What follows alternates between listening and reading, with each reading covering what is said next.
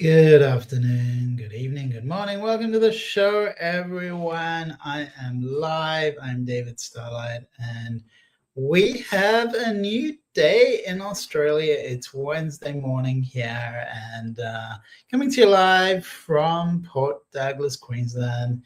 During this broadcast, you can support my page by sending stars, a digital gift that helps me to earn money. So, new and old people, please do like and share if you gain anything from the show. We tend to explore different concepts, sometimes spiritual concepts, consciousness, and pretty much anything. Intuitive readings and new earth readings, new earth consciousness, raising the vibration of the collective, raising our own vibration, and discussing personal growth and change, how to do it, what's going on, supporting people through their lifetime journey. So if you do value the content, please do like and share. We're going to start from the reading from the Buddhism Oracle deck, which is Wisdom for Love, Peace, and Happiness. So just shuffling the deck, and the first card that pops up is the wisdom card. Didn't I just mention wisdom? Well, the Buddhist guides are bringing us wisdom right here. And the Buddha quote, "Know well what leads you forward and what holds you back, and choose the path that leads to wisdom." As the Buddha taught, wisdom is the actual means by which we can purify ourselves. Just knowing this brings calmness and then faith, and eventually it brings truth to the light. So that's our Buddhism Oracle message of the day, which is a beautiful message for everyone. The next card will be from the Starseed deck. And this is Rebecca Campbell and Daniela Knoll. So beautiful Starseed Oracle. It looks like that. Let me just bring that a little bit closer. So you have this beautiful blue pyramid, lots of light. It is all about raising the vibration, raising the consciousness of the collective humanity. It's a wonderful deck. So we are bringing in the star guides, bringing them in. And what do we have here? Correct open, rock bottom, surrender to the alchemy of life. So I feel like that's almost like a message for the collective, that we are being cracked open, that things are kind of have to go to rock bottom before we can ascend. And ascending is a spiritual opportunity, the spiritual possibility, the spiritual offer for all of us, which essentially means to spiritually grow. Now, everyone has that opportunity and that possibility. We do have different trajectories just because of karma, because of our life conditions and circumstances. So everyone is a little bit unique, and some are a little bit more unique than others, but you know what I mean. We do have the conditions in place, some of us more than others. And the Buddha himself was born a prince. So imagine that, born a prince, and you become one of the great spiritual teachers for humanity. So whether you're born in humble circumstances like Jesus, who's known as the Christ, he was born, I think, in a barn. If correct me if I'm wrong, he was born in a barn under the stars. Marianne says, good morning, Queensland. Good morning from Australia. And great to see you on the show, Marianne. And Tracy, welcome, Tracy. Tracy's in the Gold Coast, if I'm not mistaken. Welcome, and great to see you, Tracy. So what a blessing to have two beautiful people. Thank you for commenting, because then I know something's going on somewhere there. So I was talking about the conditions and how everyone has unique conditions, not necessarily being born in the ideal conditions, because in a way, nobody is born in the ideal conditions. Everyone has either too much, too little, maybe in between. Everything there's a sense of uniqueness. But on one side there was the Buddha who was born a prince, and on the other side there was Jesus who was born to very humble beginnings. I think he was born in a barn and maybe born under the stars. With anyone who knows the history or knows the New Testament, feel free to share in the comments. So this, coming back to this card, which is about hitting rock bottom, being cracked open, surrender to the alchemy of life. Don't let the weight and density of the world squash your tender spirit, which I can relate to. I got an email this morning, which I found disappointing, definitely disappointing. And I don't think it squashed my tender spirit, but I felt like, what's going on?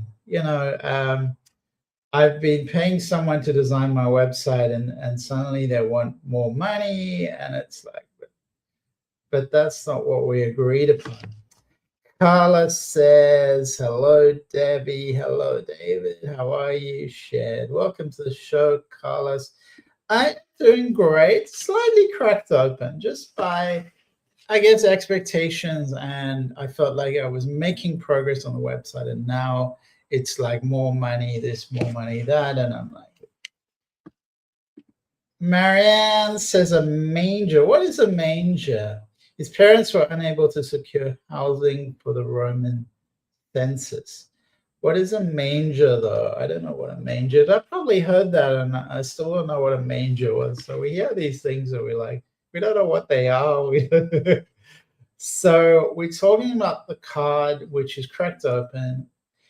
It's about breaking through breaking down. So break down to break through, about calling our soul our home instead of our physical body, knowing that whatever's happening in the physical conditions of this earth, of our lives, there's something beyond that. It's spirit, it's soul, it's, people call it divine, God, Lord. There's many names for spirit, and it's saying there's something beyond this earthly plane. Whatever we experience, there's something beyond. And at the center of your life, it's through the extreme pressure of life's trials that diamonds are cultivated. Beautiful words.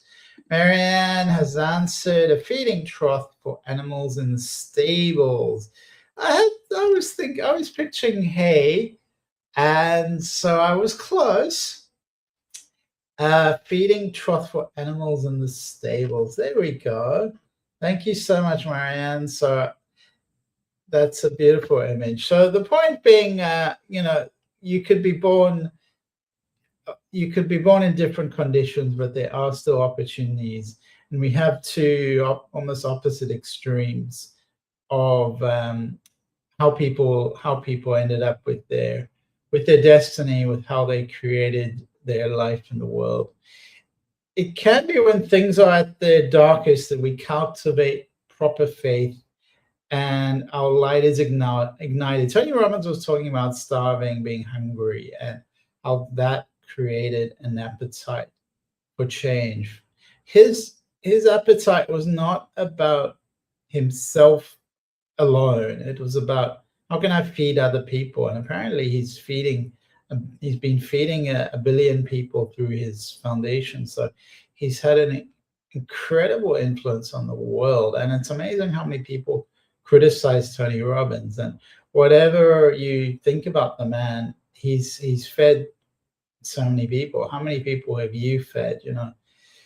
I'm in incredible awe of Tony Robbins, and he's turned it around. He said, well, I'm hungry.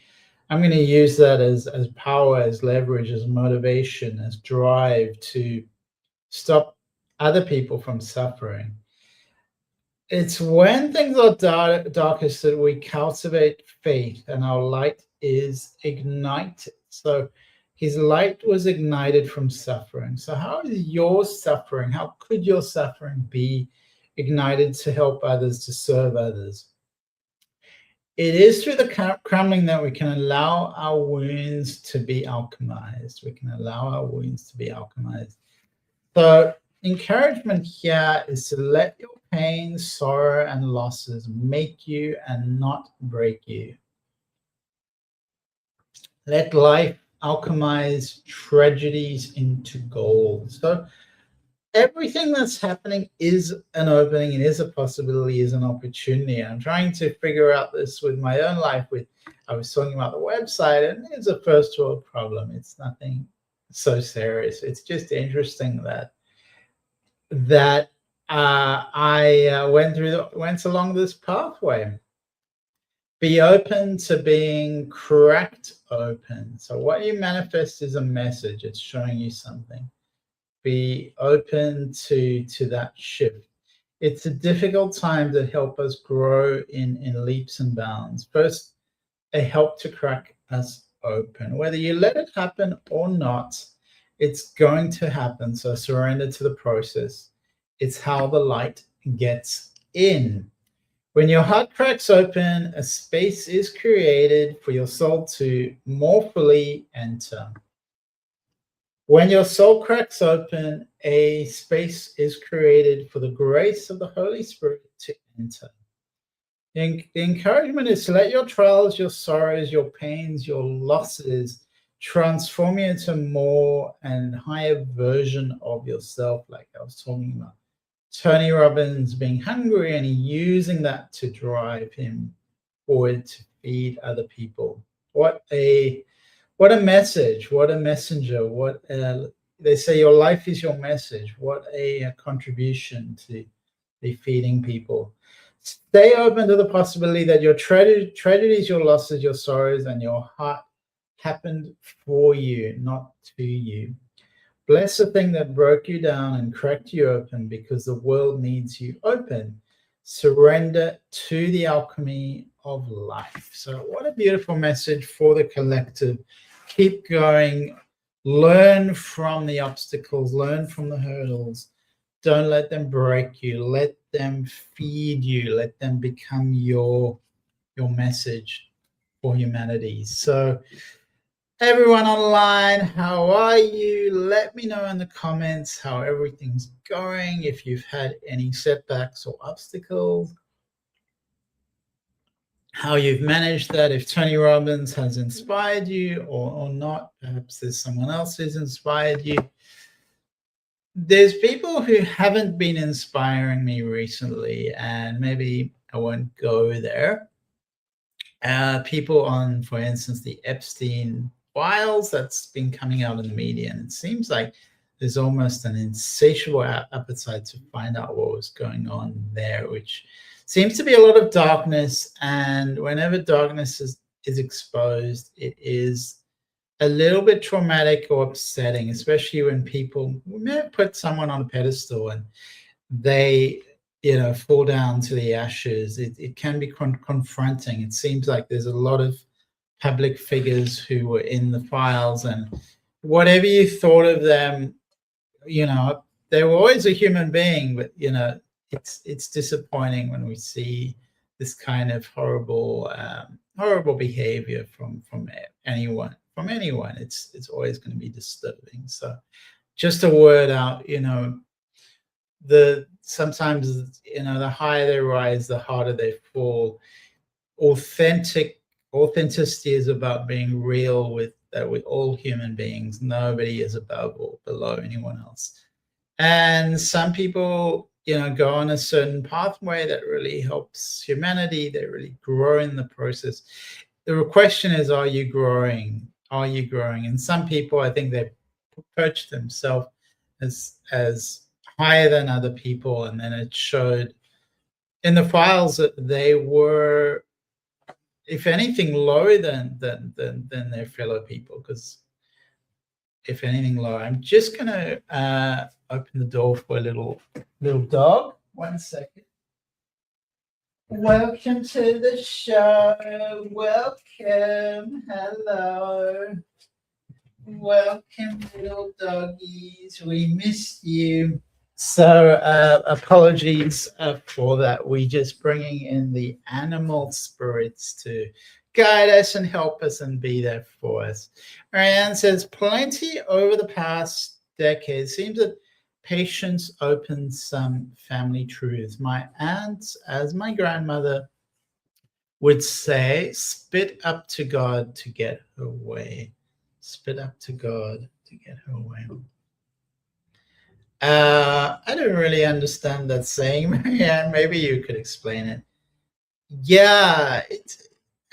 How do you feel about it, Marianne? Do you feel like, can we still, can we still encourage each other? Because we're all here to learn. I think it's just that we may have put people on pedestals, and maybe no one deserves to be on a pedestal. We all are in this human condition, and kindness and compassion to ourselves and to others is required, is necessary. Love is necessary.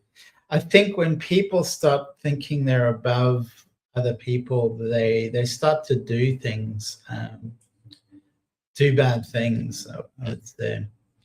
So Marianne says it's Italian. It's about being disrespectful.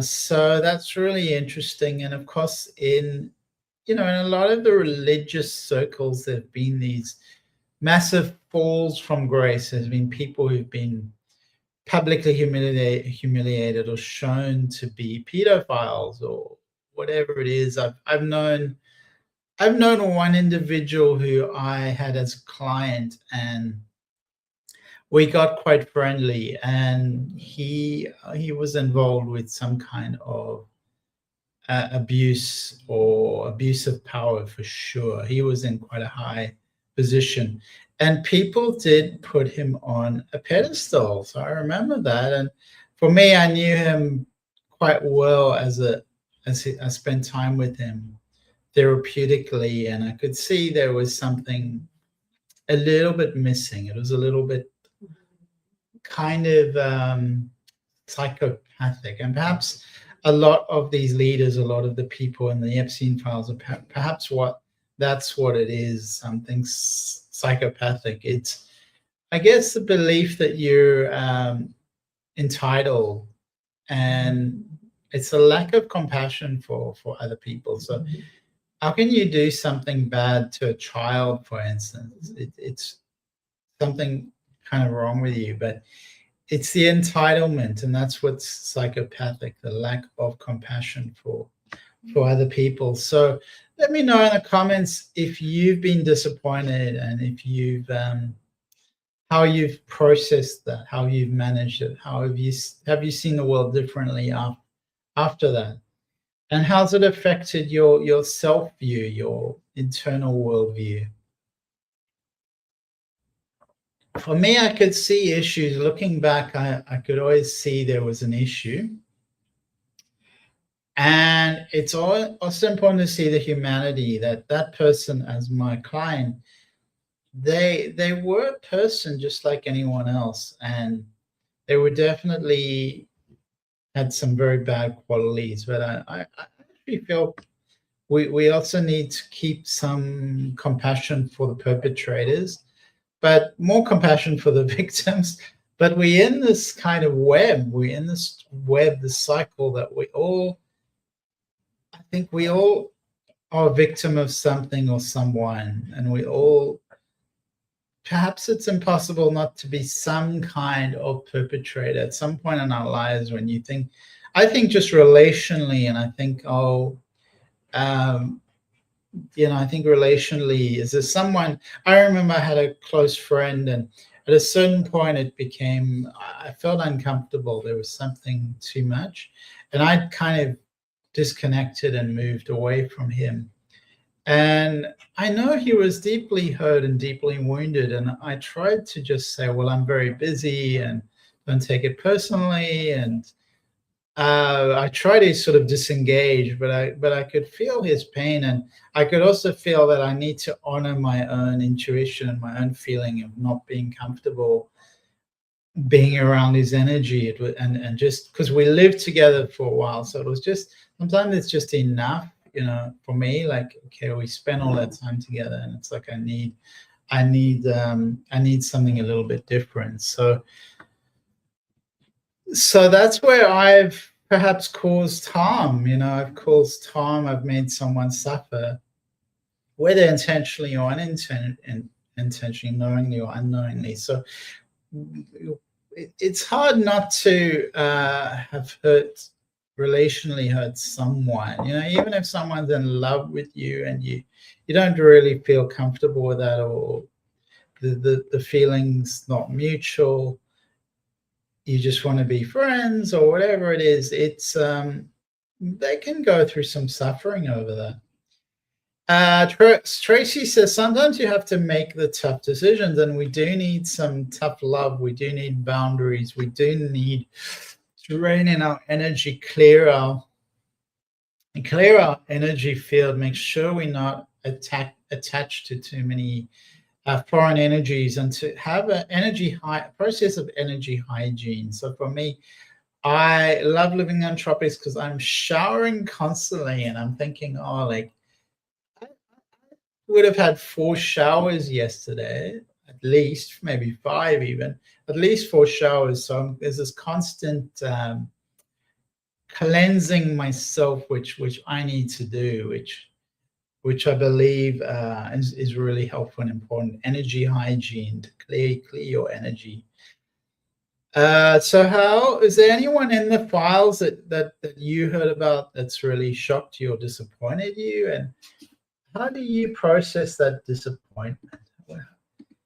Do you feel any compassion for the perpetrator, or is it just all compassion for the victim? Tracy, as you say, you have to make the tough decisions. We do need to make some tough decisions sometimes, decisions about how we move forward in life. And sometimes it is, there is sometimes a finite reality. We can't always have everything we want. And Tracy says, my ex is still a struggle. And that's so common, Tracy, so common because of all the energy entanglement, the energy attachments. It's something I've experienced as well. A very deep kind of resonance, and to detach from that, it takes time and work. It doesn't happen easy. Sometimes we have to be disciplined with our approach. We have to say, for instance, have a 1-year break from all contact or something like that. But people, when we spend a lot of time with people, they become part of us. And when we spend time intimately, I know there is a lot of theory about this. When there's a sexual connection, there's a very strong energetic bond, and that sort of can be at a soul level. The chakras can intertwine. So Tracy, you're not alone, and thank you for sharing that. Thank you for feeling, for sharing your something personal and true to you. It's been 7 years. I can definitely relate, Tracy, and sending love to you. What's worked best for you? What hasn't worked for you? And how would you describe your experience, Tracy? It's something a lot of people have experienced, so you're not alone. And definitely there is this sort of alchemy that happens. I believe in a couple relationship, there's a type of energetic alchemy. It's not always alignment, but you have to reach an alignment to be with someone else. There has to be an energetic match. Has to be an alignment, otherwise you'll just separate. So there is a resonance, whether you like them or not. There is a resonance, and when you sleeping with someone or having that close proximity, your chakras are aligning. They're energetically interpenetrating, interconnecting. So there's a strong sense of interbeing, a sense of connection with another person, where it's and you think of trees and how trees are connected and interconnected. Trees in the forest, they're weaving a web, they're connecting. So human beings are relational creatures. We need other people. We are dependent on other people. We have a strong need to be with other people. which isn't a weakness. A lot of people promote ideas of independence, and that is can be quite strict and harsh for the human soul. I just need to look at the dog. He wants to go out. Go out. He wants to go. Can. All right. So back without the dogs, they both moved on. Energy hygiene. It was getting too intense for them. The energy. Yeah. Marianne says, I can see my aunt as the victim in her situation. She allows her husband to control her in a dysfunctional way, domestic violence way. Also feel this way to my cousin's wife. The son also has DV tendencies. They have to decide to split up. So I think you're referring to domestic violence. I've heard this DV, which is very common. It's a very common situation, unfortunately, and it's not actually one sex or gender specifically. It's quite, and I think that's often people miss. Well, it's a different situation because men tend to be stronger than women, so there's a power differential. So the damage that men can do to women is much worse usually than the other way around. But as far as my reading goes, women are more violent actually, but when men are violent, it creates more damage. Domestic violence can also be emotional or psychological. This is very true, Marianne, very common. So quite a deep topic here, and I am also a victim of DV. How I grew up, I think a lot of people had experienced childhood abuse, so they would understand DV. But it's also the psychological and emotional abuse. I think I've talked before, I did have a relationship with someone who was violent. So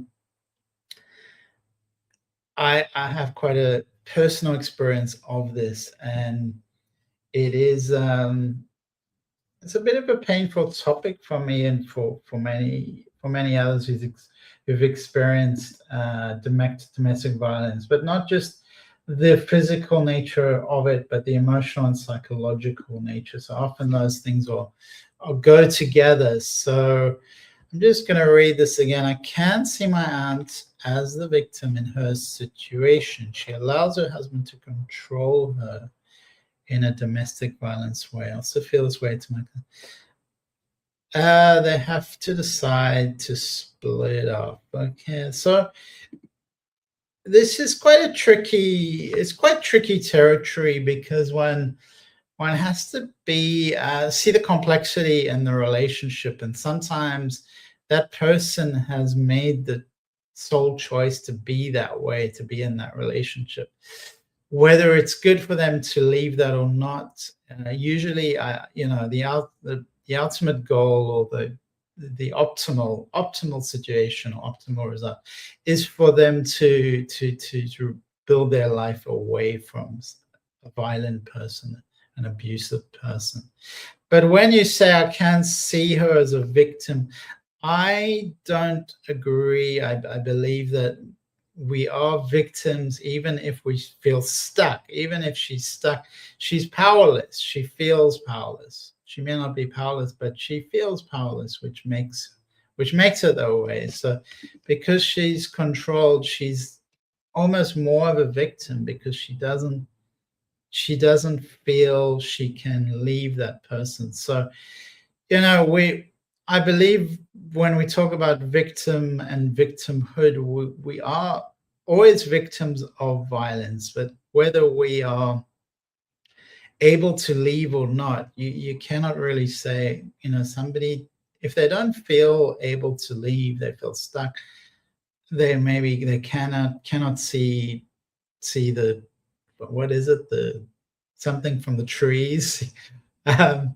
So this is going it's an uncomfortable situation, Marianne, for everyone, particularly people who are close to your aunt, because you can see that she is suffering, and that's a very abusive situation. So definitely be compassionate. Always be compassionate. Don't ever lose your compassion.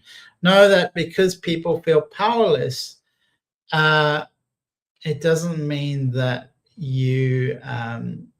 that's not room to judge them in a way. So be kind. But I do understand that judgment. It's like, that person should do this, that person should do that. Tracy would love a message. Sure. Sylvie, welcome to the show. We're discussing, it's quite an emotional show. We've been discussing a lot of stuff: emotional entanglements, relationships, ex-relationships, how to break free of that entanglement. It's almost like so entangled, attached, stuck, clearing stuck energy hygiene, being really disciplined, being really strong, taking back one's power. So there's a lot involved in this conversation. And Tracy, we are going to bring through a message. But first, Marianne says she's a thief and he acts like an Italian crime boss. We live by the code of Sicily, mobbed or non-mobbed family.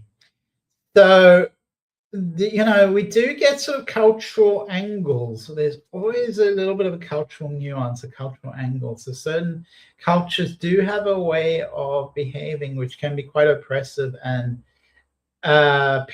patriarchal. So the traditional Italian mafia code, that's extremely patriarchal, almost, there was this fascist history. So we've seen the movies. What was the big one? They made, I think, 4 or 5 of them, these big Italian mafia films.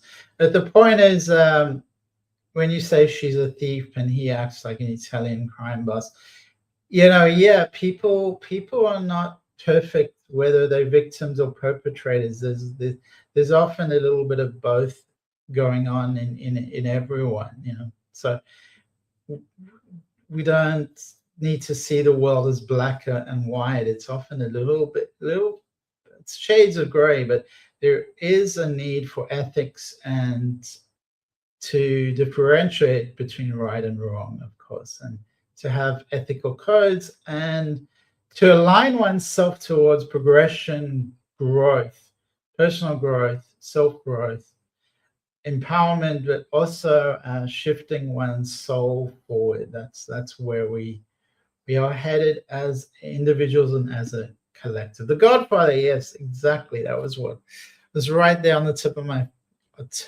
tongue, Marianne. So thank you so much. She stole a house from her sister. So what we're saying here is not a pure victim and perpetrator and complexity. And perhaps that's the nature of a lot of the world. I don't think most people are as extreme as stealing, but we all have our own pitfalls. We all have aspects to us that are imperfect. So find me the perfect person I don't know any perfect person. So Marianne is there. Tracy, we're bringing through a message. Maybe let's see what's coming up for you from the Starseed Oracle. And let's come forward for Tracy. Okay. And from the Energy Oracle, we're going to shuffle the deck and pick a card. This is a very interesting card, Tracy. We're going to explore that a little bit further. The soul plan versus fate, so fate versus destiny, essentially. Fate versus destiny. So just a note on shifting into your physical body, becoming more physically embodied. That's really important. Encouraging you to enjoy the essential nature of life. So almost like having regular massages, having facials, having having nice food. It's reminding you to enjoy the sensuality of life, the sensations, the expression, creativity. Let your let the creative juices flow. So that card is almost like intimacy and creativity, encouraging that flow. There is someone who is in the angelic realm watching over you. So she's very feminine, very rose colored. Here is a beautiful heart. She's very much like rose quartz, very much a rose quartz spirit. I would call her like an angel, and she is bringing you love and tenderness. She's around you with this. So there is this beautiful feminine, this divine feminine, and she's encouraging you to share with other people, share tenderness, share compassion, share love. There's an opportunity to connect with people, almost like there's a romantic flavor here, which it doesn't have to be romantic. It can just be sharing with friends. But I do feel the opportunity to make this almost like a romantic ritual, whether there's someone involved or not. Make it a romantic ritual for you, because I feel that there's a treasure there for you to find within yourself. The other card is very interesting. Your fate versus your destiny. That's really quite a unique pathway. So coming back to remembering, you always have free will, Tracy. You always have free will. I mean, I would say we don't always have absolute free will. It's not an absolute. It's a little bit, can be a little bit murky on either side, because there's causes and conditions. There's conditions. I was talking about Jesus, and I was talking about the Buddha. I was just reading your comments, so I was distracted. So the soul plan versus the destiny. So we live in a world there is free will, and moments like these come along through destiny only through saying yes. So it's saying, almost encouraging you to say yes. The fated life is the one we were born into. The destiny life is the one our soul chooses. So this is encouraging you to step forward, and it takes faith and courage. So you've added a lot of layers of complexity with that comment, Tracy, and it's likely you're going to come face to face with a choice to follow your destiny over your fate. So choose your destiny over your fate. Trust the path your soul is calling you toward, and to remember that this moment was prearranged on your life's timeline. So felt a little bit like this issue is a crossroads for you, and you're being called to make a decision, to keep walking the path you have been walking before, to choose the one less traveled, and choose a new way, to invite your soul's higher plan, its greater plan, its wisdom, and surrender to it.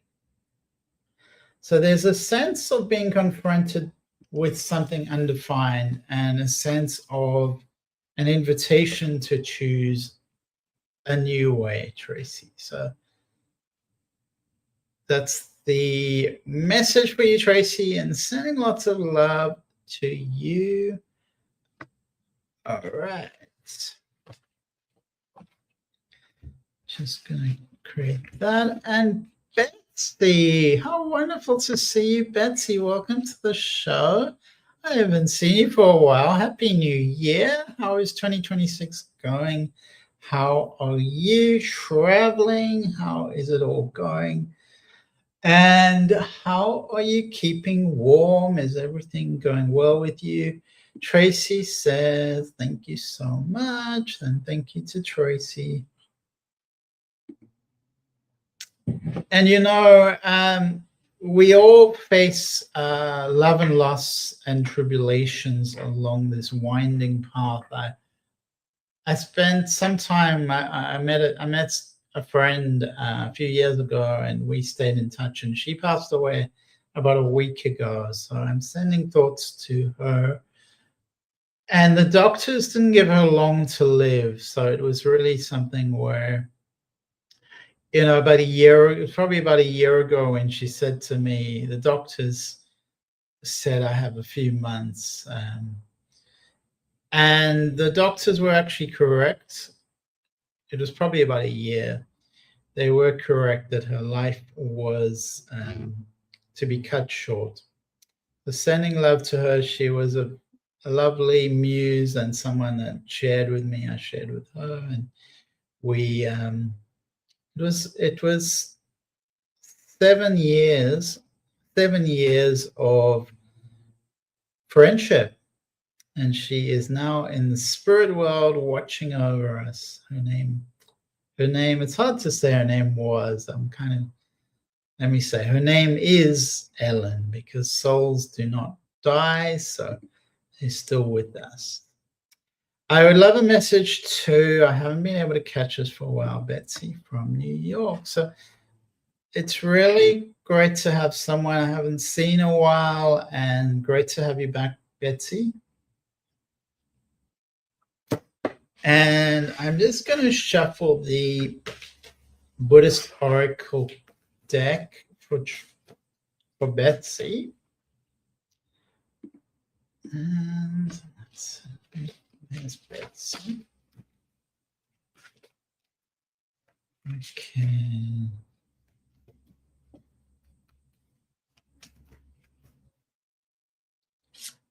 All right. So this card is encouraging you to purify your mind, purify your thoughts, to remember what we put out there into the world. The intentions really power our reality. Our thoughts power our reality.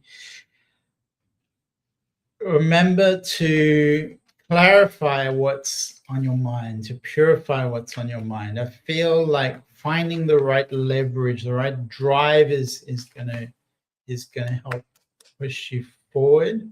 Like, what is the core of what you really want? What is driving it?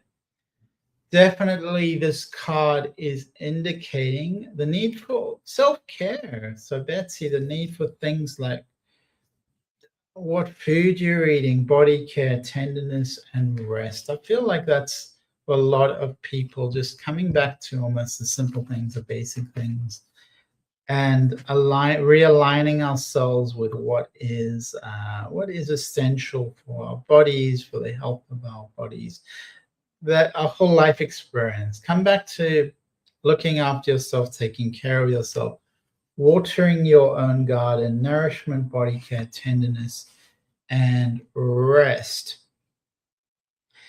So that is really about nurturing. It's about showing up for yourself and, respecting the body that you're given as a soul. Your body is a gift from your soul, which is, take me, use me, don't abuse me, look after me, care for me, be gentle to me, and respect me. Take responsibility. Like, you have an animal as well, you have a dog. If it's your dog, you're there to take care of its well-being, to put health first, to manage and care for that being. So you have been you've been asked to put on the brakes a little bit. Rest, restore, and rejuvenate. Rest, restore, and rejuvenate. Remember that your body is precious. It's a gift to you, Betsy. It's a gift to you. So take care of it, nurture it, be kind. All right, I'm going to look at this energy oracle deck and see what is arising.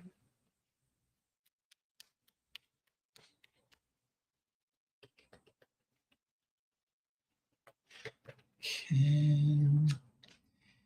All right, so this card is saying just remember to take one gentle step at a time. One gentle step at a time. Rome wasn't built in a day. Slow down, come back to your core essence, what's really driving you, what's really important to you, and shift yourself forward with mindfulness, with grace, with presence. So take deep breaths and find the joyful moments in everything. Find the joy, the pleasure in everything, Betsy, and purify your environment. Definitely important to have patience as well. Nourishment is definitely the word that keeps coming into mind. So it's more a holistic way forward. That's about the business I'm trying to create. So would love to hear more about that. That's very exciting, really great to hear. So definitely, patience is important, and there are always one step back, one step forward. Sometimes sideways movement. There's winter, spring, summer, autumn. There's different seasons. So it's telling me just to take a breath, align yourself, all parts of you align in the direction that you are pursuing. Find that alignment, and then things will flow effortlessly. So it's almost encouraging a type of flexibility, a type of flow, more of an organic flow. Be receptive to the signs around you, how things are aligning, and see yourself as a little bit of a magician that can align, or a dancer, or bring that energy into this. Too much striving to burn the candle at both ends so I can leave my day job. Yeah, I totally understand, Betsy. I get that. Keep going, one step at a time, and sending you lots and lots of love all the way from Australia. Great to see you back on the show. And thank you again to everyone who's come online, who's shared the show, who has contributed.